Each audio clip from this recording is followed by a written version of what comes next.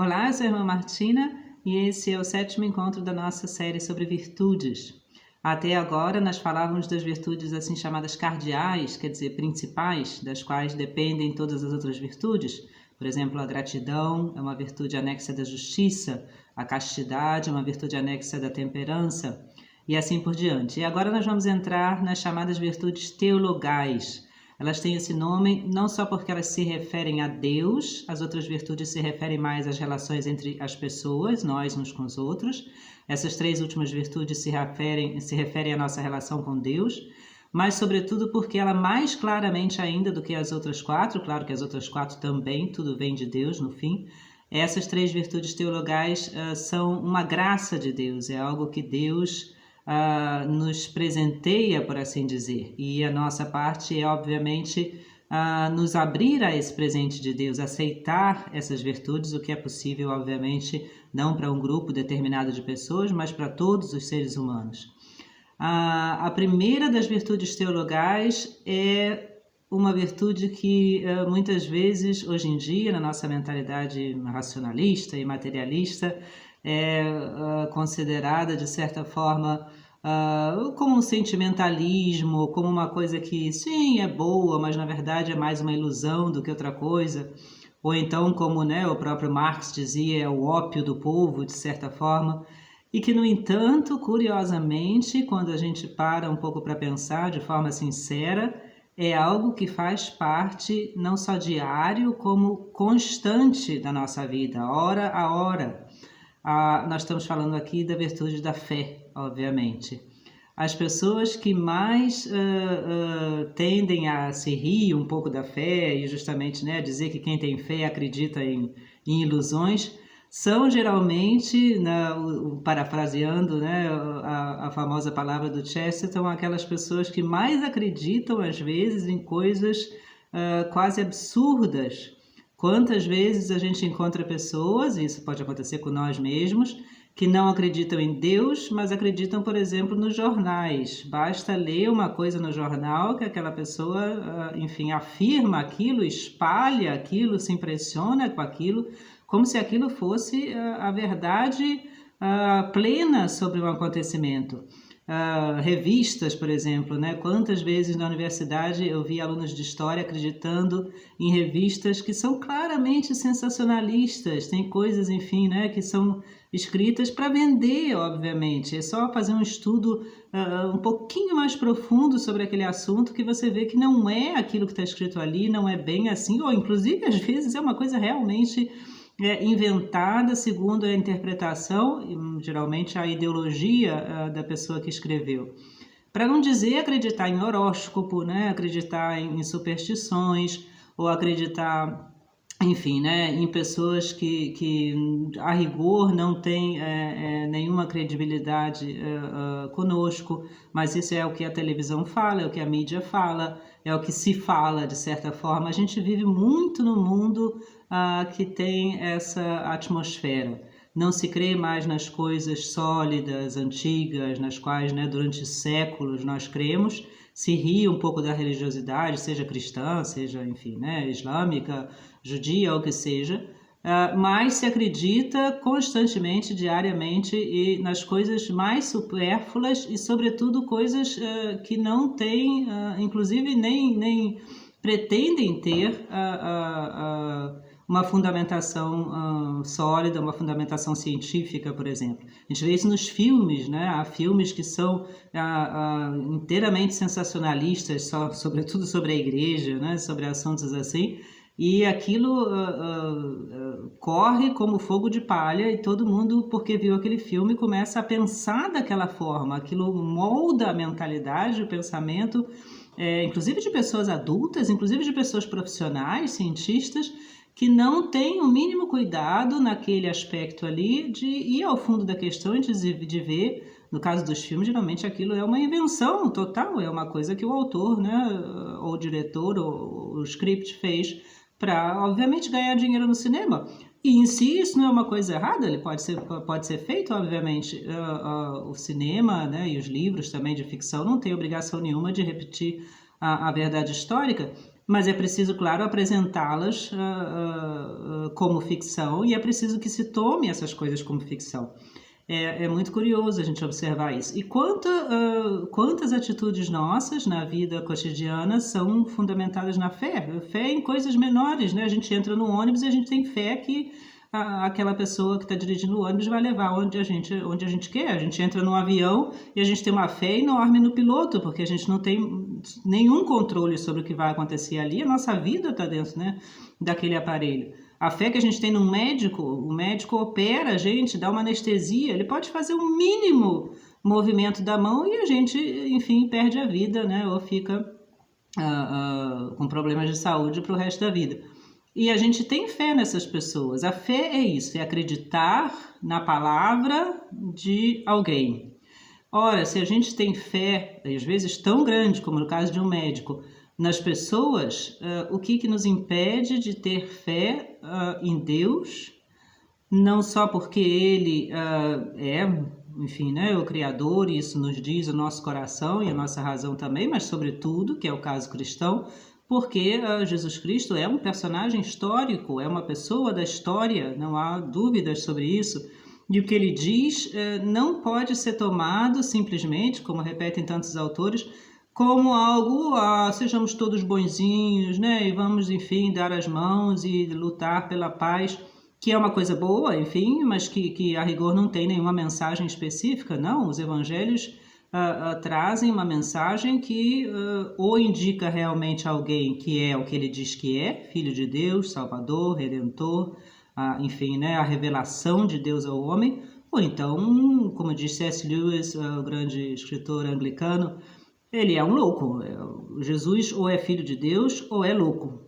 O meio termo é quase impossível de se encontrar se lê os evangelhos. Claro, se a gente inventa um Jesus nosso, aí a questão é diferente, né? A fé é essa crença racional, em primeiro lugar, intuitiva, nossa, na palavra de Deus. Obviamente que a razão humana pura, sozinha, empírica, não consegue provar a existência de Deus. E assim é. Se Deus quisesse se mostrar a nós sem dúvida nenhuma, então não haveria mais necessidade da fé. Como diz São Paulo, no céu já não há mais fé. A gente está vendo Deus. Aqui na Terra é preciso que a gente creia nisso, que a gente de alguma forma aceite essa graça que Deus nos dá, que está no coração de todos os homens. A fé é algo natural da gente, a gente vê isso em todas as civilizações e povos. A fé é em alguma divindade, em algum Deus de forma ainda obscura, é natural. O ateu é que é um produto da sociedade hiperracionalizada moderna. E a gente percebe que o ateu precisa sempre estar se afirmando, dizendo que ele é ateu, mais ou menos criticando, né, a fé, criticando sobretudo a igreja, sobretudo o cristianismo. Ele lê todos os possíveis livros religiosos, mas não lê um catecismo, por exemplo. O ateu precisa sempre estar se defendendo contra, vamos dizer assim, né, as influências da fé, porque a fé é natural, a fé é algo que sai da gente. Outra coisa é se estudar a teologia, tentar se descobrir realmente qual é, enfim, né, a fé verdadeira. Isso é já uma questão realmente mais adiante. Mas a fé é algo natural. A gente poderia comparar a fé na nossa construção como justamente essa crença de que a gente está construindo algo e esse algo realmente vai se tornar uma casa ou a obra completa. É preciso também numa construção ter fé em todas as pessoas que fazem parte daquilo, de certa forma.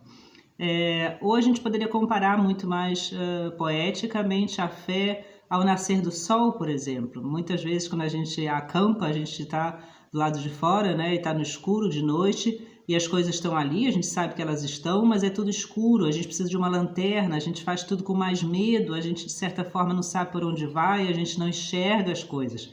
E quem não já fez essa experiência de ver o sol nascendo e que impressão aquilo é, e uma impressão que não é ilusão, que é verdadeira, de alívio. Agora eu vejo as coisas, aí está a luz, aí está o sol, aí está o calor, inclusive, né, muito poético, os passarinhos cantam e etc, mas não é isso que importa. O que importa é que a fé é como essa luz. As coisas não mudam, os fatos não mudam. Tem gente que acha que, né, pelas pessoas que têm fé, não deviam ficar doentes, ou como é que Deus não salvou essa pessoa. Não, as coisas são as mesmas, inclusive porque Deus está, enfim, por trás de tudo. Não há nada que Deus não permita, nada no universo. Os fatos permanecem os mesmos, as doenças, as guerras, né, a morte. A fé muda a perspectiva disso. O que quer dizer isso? Exatamente como a luz faz a gente enxergar as coisas.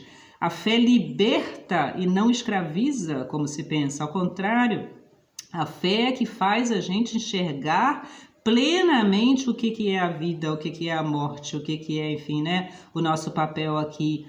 Quem eu sou, inclusive, como diz o Papa João Paulo II, é Deus que revela a gente mesmo.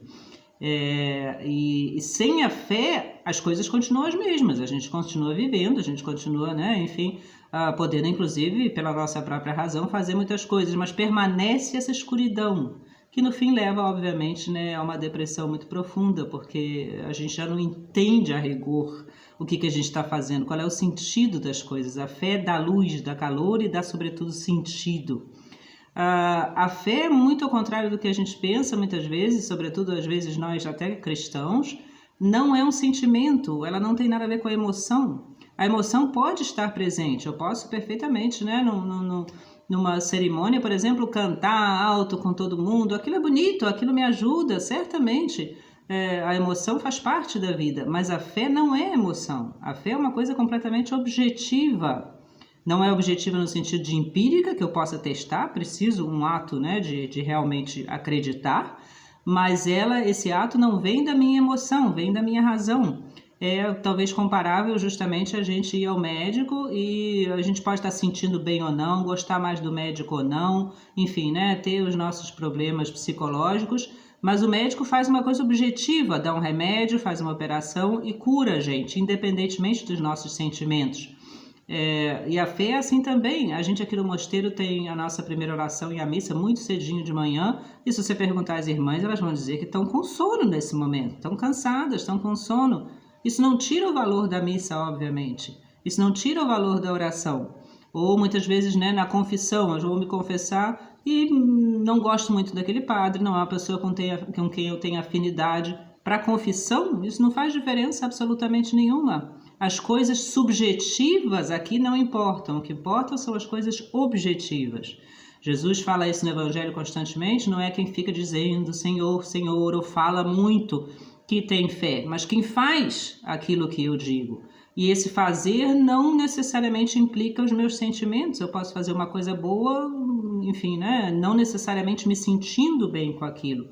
Obviamente que existe a nossa intuição, essa parte nossa que é racional, mas que também está ligada a outros aspectos, vamos dizer assim, né, do nosso ser humano inteiro, e que nos mostram muitas vezes o caminho sem que a gente realmente entenda completamente. A fé sobrepõe-se à razão, certamente, mas ela está baseada e fundada na razão, ela nunca pode ser irracional, senão ela não é mais fé, ela é fanatismo. O fanatismo nada mais é do que, de novo, uma ideologia humana. É algo que a gente mesmo inventa, geralmente ligado à política, ligado, né, à cultura nacionalista, por exemplo. A fé não tem nada com fanatismo. A fé é uma crença racional e, mais do que racional, intuitiva, uma aceitação de algo que nos parece fazer sentido e que é, no fim, uma graça de Deus. A fé é também profundamente humanista, a fé cristã. Quanto mais a gente às vezes se depara com essa questão, né? Como é que as pessoas podem ter fé se elas sofrem tanto? Como é que a gente pode continuar achando que Deus está aí, nos ajuda, nos vê, se há tantas coisas na vida que são, enfim, terríveis? Basta a gente ler, e eu gosto muito de ler, não sei se vocês também fazem isso, histórias, por exemplo, mas histórias realmente dramáticas, de pessoas que estiveram em campos de concentração, de pessoas que, enfim, né, passaram por sofrimentos terríveis na vida. Geralmente essas pessoas se deparam com uma escolha, nós mesmos talvez na nossa vida. Nesse momento de grande sofrimento, a escolha fica muito clara. Ou a gente entra pelo caminho justamente da falta de fé, de dizer nada tem sentido, esse sofrimento é uma tragédia terrível, e esse caminho leva, obviamente, à destruição, à morte, ao suicídio, à depressão, ou, e a gente lê tantas histórias assim, é justamente esse momento de grande sofrimento que faz a gente abrir os olhos para a realidade que está por trás disso tudo e ver que o sofrimento, a morte, a guerra, a injustiça são coisas daqui da terra, são coisas nossas, do nosso pecado, não meu necessariamente, não da pessoa que está sofrendo, mas de alguém que causou aquilo. E justamente nesse momento a gente vê que aquilo dói na gente porque a gente sabe ou a gente espera que exista a justiça, o bem, a bondade, o amor. E é por isso que a falta dessas coisas dói na gente. E quem é essa justiça, essa bondade, esse bem, esse amor, senão Deus? Não é que Deus nos criou e Deus nos chama, e é por isso que a falta dele, causada pelo pecado, dói tão terrivelmente na gente. Essa escolha, o sofrimento faz essa escolha ficar muito clara, quando, por outro lado, a vida muito cômoda, às vezes, né, justamente faz a gente perder a fé. A fé é, portanto, extremamente realista. Não é absolutamente algo como, eu quero agora que aconteça, eu peço a Deus, ele faz por mim. Ou eu, enfim, né, acho que Deus agora deveria fazer isso, se ele não faz, não creio nele. Isso é coisa de criança, isso é coisa, obviamente, que nós todos temos, né? Mas isso é infantil. Se Deus existe, a questão minha não é que ele faça o que eu quero, mas o que eu faça o que ele quer. A questão é que eu me abra a ele, se Deus existe realmente, é Deus Todo-Poderoso. A questão muda de perspectiva completamente. O que importa é que eu descubra a Deus. De novo, C.S. Lewis, grande autor anglicano, a mulher estava morrendo de câncer, né? E um pastor anglicano diz a ele, reza, reza, porque quem sabe Deus vai curar ela, né? E ele diz, sim, claro que eu rezo pela cura dela, mas sobretudo rezar me faz não pedir a Deus que se adapte a mim, mas sim pedir a Deus que eu me adapte a Ele, que eu entenda a vontade dEle, que eu aceite a vontade dEle. É isso que a fé faz por nós. A fé tira a gente do nosso egoísmo, orgulho, do nosso mundo ao redor de nós mesmos, que no fundo é um mundo de abismo, é um mundo, um buraco, de certa forma, né? É um mundo solitário, é um mundo que não dá em nada. A fé tira a gente desse mundo e abre a gente os olhos da luz, abre para a gente, enfim, né, a realidade mais profunda da nossa vida, enfim, do mundo, de toda a nossa história. As dúvidas nesse sentido, de certa forma, até ajudam a fé, porque se a fé não se mantém por dizer, eu não vou ler nada, eu não vou falar nada, eu não vou escutar nada, eu vou só ficar aqui, enfim, né, num sentido muito pietista. Não, as dúvidas sinceras, quando a gente realmente busca a resposta delas, só podem nos levar a Deus. Se Deus existe, Ele é o autor de tudo, Ele é o autor da minha vida, da minha razão, da minha liberdade, do mundo, do universo, da ciência, de tudo. Portanto, nada a rigor pode me afastar de Deus. A única coisa que me afasta de Deus é o pecado, é o ato livre e consciente de rejeitar esse amor de Deus. Todo o resto, como dúvidas, por exemplo, que são sinceros, não podem me afastar de Deus se eu permito sinceramente que o meu coração e a minha razão busquem a Deus. A experiência de fé dá, portanto, para a gente essa segurança da maneira que é possível, não é uma segurança empírica, é segurança daqui da Terra, de que existe isso pelo qual o nosso coração tanto anela, tanto deseja. Existe o bem, existe o amor, existe a justiça, existe isso numa outra vida, na vida eterna, mas já, obviamente, aqui na nossa Terra, e isso muda completamente a nossa perspectiva das coisas. A fé enche a nossa vida de esperança, de luz, justamente de amor, de calor, de perdão, de todas essas coisas boas, porque a gente sabe, acredita que elas têm realmente uma existência real em Deus e em Jesus Cristo, que nós cristãos cremos é o Filho de Deus, que se encarnou e veio justamente nos mostrar, nos ensinar, nos abrir esse caminho através dos seus ensinamentos e, sobretudo, através da sua morte e ressurreição. Ele dá a mão para a gente e leva a gente, enfim, quando a gente quer, a gente precisa querer, para a nossa salvação nessa vida e na salvação eterna. Mas é preciso, de novo, que a gente aceite, que a gente responda a essa graça. Como diz o Papa Francisco, o problema não é mais que a gente não crê em Deus, o problema é que a gente não quer mais aceitar, a gente não se abre a Deus que está constantemente a rigor batendo na porta do nosso coração, mas não nos força. Ele convida. Por isso é preciso um ato de fé. Deus quer que a gente nessa vida creia pela fé e não ainda pela visão, enfim, que a gente vai ter na vida eterna. Na medida em que a gente se abre a isso, a gente então muda completamente a perspectiva da nossa vida. Um grande abraço e até o nosso próximo encontro.